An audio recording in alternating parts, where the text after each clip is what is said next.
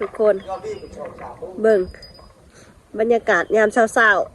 ๆฝนตกหามันเอามันไปขายแล้วทุกคนนี่มันที่เหลือกับปล่อยให้งัวเขามากินเบิ่งเอากินเต็มถี่เด้อขี่ใส่พร้อมขี่ใส่เดินพร้อมให้อันสิเอาไปใส่ผุ่นเห็ดผุ่นพักทุกคนขี่งัวใส่ผุ่นพักงามแต่ละทุกคนเบิ่งมืดครึ้มพ้นมาอีกแล้วได้ทุกคนบ่าวสว่างเพิ่นว่าสิไปดองวันนี้จักสิได้ไปบ่ได้ไปเด้อเบิ่งบัดท้องผ้าบรรยากาศ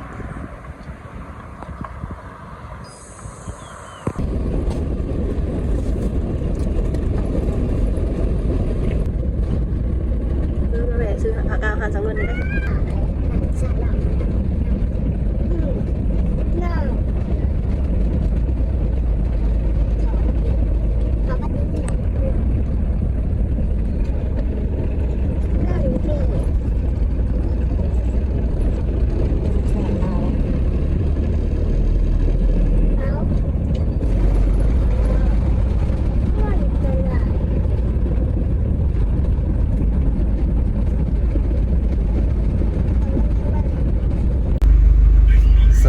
สวัสดีพ่อแม่พี่น้องบ้านสู่คนนะ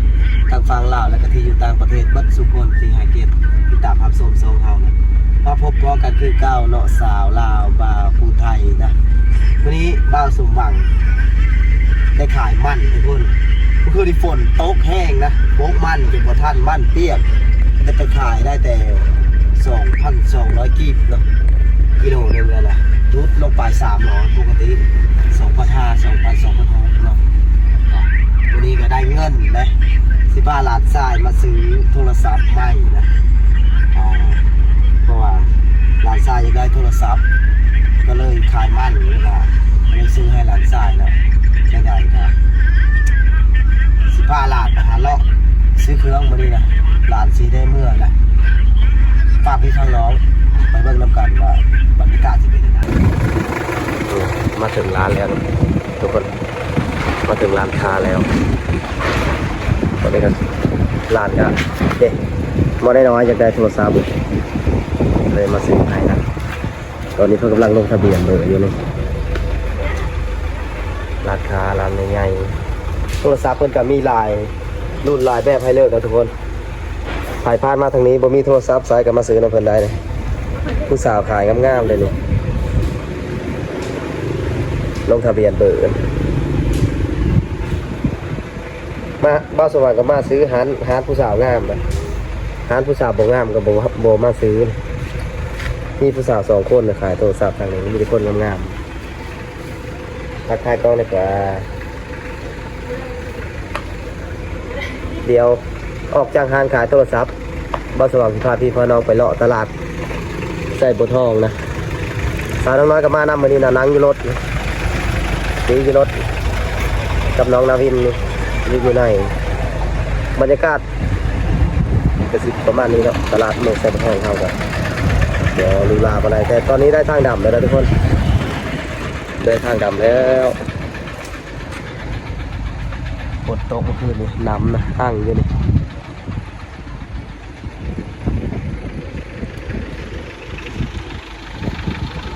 น้ำอ้างอยู่มันต้องแห้งนะถ้ามันต้นเปียกมันเลยเดี๋ยวบ้านสว่างไปผ้าลานไปซื้อเครื่องยูฮานเวทอีกจักหน่อยมาซื้อโทรศัพท์กำลังลงทะเบียนเบอร์อยู่เดียวสีไปเลาะต่อแล้วทุกคน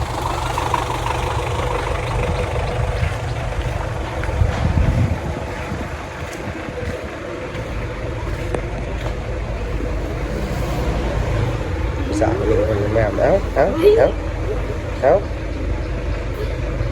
มาหายอกผู้สาวขายโทรศัพท์ทุกคน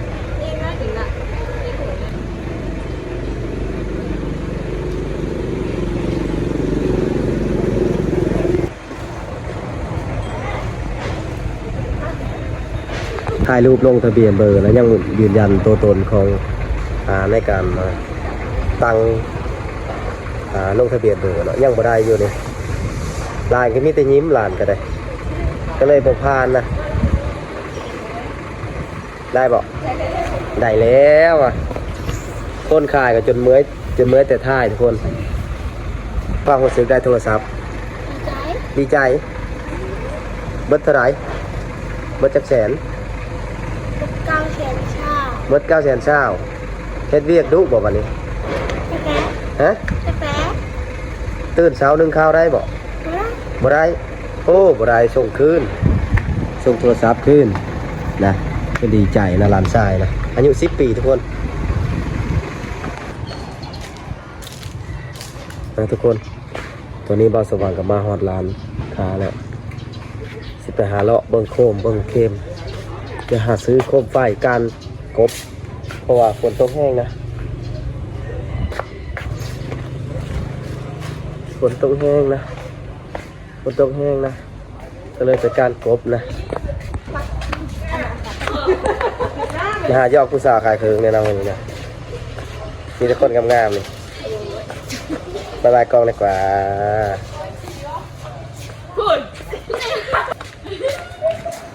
คนนี้งามสุดคนนี้งามสุดเนอะเฮ็ดแอมแบลจะอีกโชดบดีโชดบดีโชดบดีโชดบดีโชดหรือมีเจ้าของนี่ผู้สาวก็มีแต่ผู้สาวที่อายทุกคนอายเลยนะกอดกับสาวในลีนี่ผู้สาวหลายทหารนี้นะมีแต่ผู้สาวมีแต่คนงามๆเลยมาหาวันนี้มาหาโกนคนนะ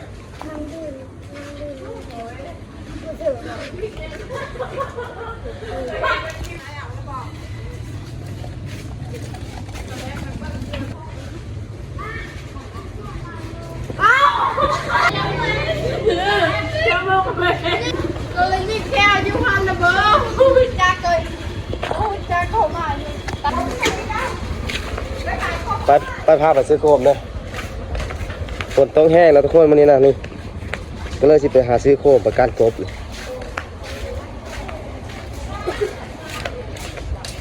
มาซื้อโคมน้ำเจนี่เจคนงามนี่ ได้เป็นเจ๊เนี่ย เป็นเจนี่เจคนงามนี่เจเพันโสดเลยทุกคนโสดมื้อนี้ได้ ใครโสด เจนี่เลย คนมีผู้บ้าวแล้วนะ ผู้บ่าวยังบ่ทันเกิดว่ะ หมอ แม่นบ่ บ่ มีผู้บ่าวแล้วเพิ่นว่าโอ้ FC เสียใจนะ เจ้าถ้ายังค่อย ใส่อะไรเนาะ เออ ถึงแห้งเพิ่นแล้วทุกคนมาซื้อโคมนะมื้อนี้นะกัดกบมื้อนี้กัดกบกันอึ้งนะใส่ทางผู้สาวแล้วจับโคมให้ได้ขึ้นมา แล้วตัวใหญ่นี่ตัวนี้ตัวใหญ่สีเหลืองตัวนี้สีขาว อันนี้เท่าไหร่ เสียช่องแป้ง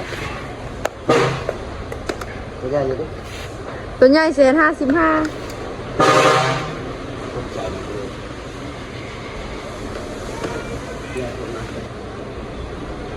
ตัวนี้เท่าไหร่เศษ3เสีย38ตัง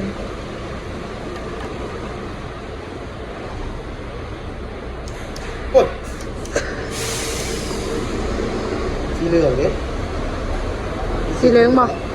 แล้วสีเหลืองอยู่นี่สีเหลืองนะ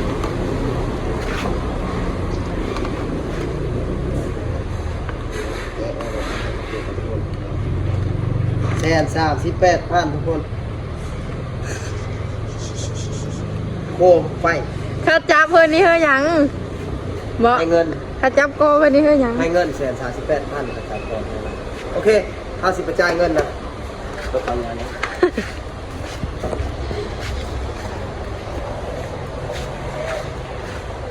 จากคนที่ถือถ่ายคลิปกลายมาเป็นคนถือกล้องให้มาสว่างนะ ยังเจ๊กูนานแล้ว ถึงหน้ากันใบนี้เหลือทุกคนเหลือแล้ว2 ใบ2 ใบนี่เหลือ 2 ใบนี้ยังไม่เหลือ 2 ใบเหลือทุกคน เดี๋ยวสิไปเยี่ยงตัวสาวมื้อแรงนี่ฝากติดตามคลิปนะจ๊ะโอเคนะทุกคนตอนนี้บ่าวสว่างกับมาฮอดร้านค้าแล้วสิไปหาเลาะเบิ่งโคมเบิ่งเข็มจะหาซื้อโคมไฟการกบเพราะว่าฝนตกแห้งนะฝนตกแห้งนะฝนตกแห้งนะก็ ก็เลยไปการกบนะมาหายอกผู้สาวขายเคิงในเราวันนี้นะมีแต่คนงามๆนี่บายบายกองดีกว่า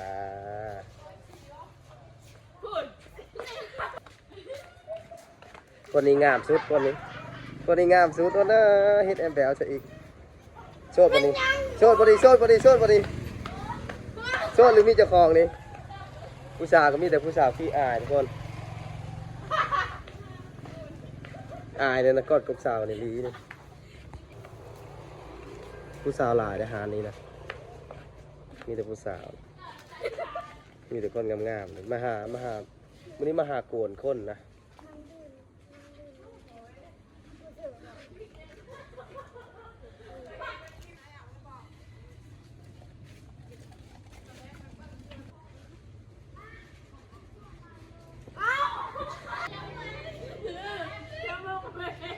ก็เลยมีแก้วอยู่พันระเบิดจักเลยโอ้จักเข้ามาอยู่ ไปพาไปซื้อโคมนะ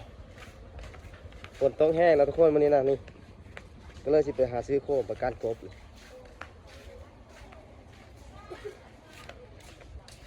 มาซื้อโคมน้ำเจนี่เจคนงามนี่ ได้เป็นเจ๊น่ะ เป็นเจนี่เจคนงามนี่เจเพิ่นโสดเลยทุกคนโสดมื้อนี้นะ ใครโสด เจนี่เลย คอย โส มี ด ผู้บ่าวแล้วนะ ผู้บ่าวยังบ่ทันเกิดว่ะ บ่ แม่นบ่ บ่ มีผู้บ่าวแล้วเพิ่นว่าละโอ้เอฟซีเสียใจนะ เจ้าผ้ายังค่อย ใส่เลยเนาะ เออ ครับทุกคนมาซื้อโคมนะมื้อนี้นะกัดกบมื้อนี้กัดกบกันอื้อนะใส่ให้ผู้สาวแล้วจับโคมให้ได้ขึ้นมา แล้วตัวใหญ่นี่ตัวนี้ตัวใหญ่สีเหลืองตัวนี้สีขาว อันนี้เท่าไหร่ เสียชอบแป้ง ตัวใหญ่อยู่ดิ ตัวใหญ่เสีย55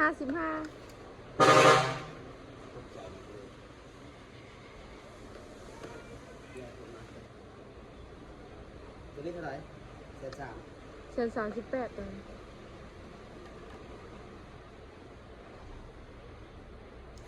โอ้ยสีเหลืองดิ สีเหลืองบ่แล้วสีเหลืองอยู่นี่สีเหลืองนะ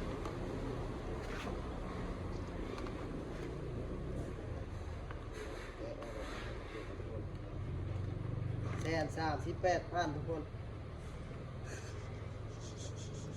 โคมไฟ ถ้าจับเพิ่นนี่เฮาหยังบ่ ให้เงิน ถ้าจับโกเพิ่นนี่เฮาหยัง ให้เงิน138,000ประจำก่อน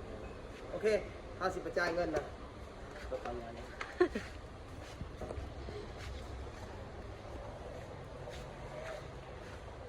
จากคนที่ถือถ่ายคลิปกลายมาเป็นคนถือกล้องให้มาสว่างนะ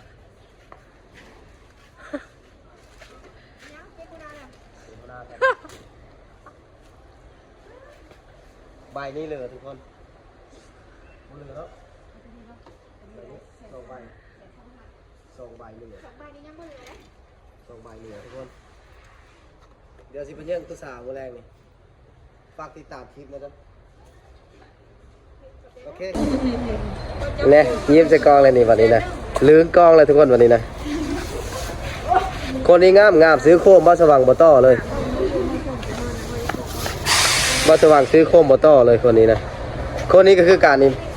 ให้ทิปอีกมื้อนี้นะบ้าสว่างให้ทิป500โอเคได้แล้วทุกคนได้โคมแล้วรถใหญ่ก็หลายแล้วมาเอาเครื่องแล้วมาเอารถมาเอามันต้นนะมื้อนี้นะ